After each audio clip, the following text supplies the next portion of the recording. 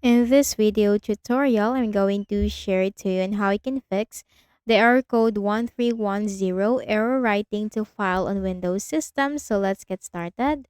Go to the Windows search bar and type security. Click on Windows Security under the best match. Then you have to click on Virus and Threat Protection on the left pane. Once you click on Virus and Threat Protection, simply look for the Controlled Folder Access.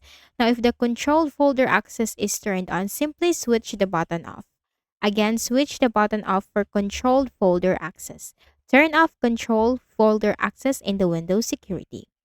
Then for the next method, we need to run some commands to go to the Windows search bar and type CMD.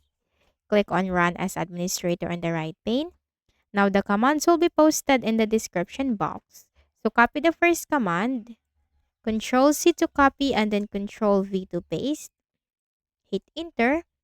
Then the second command, Control V, hit enter. Now type exit, hit enter, then right click at the start button, shut down or sign out, and restart.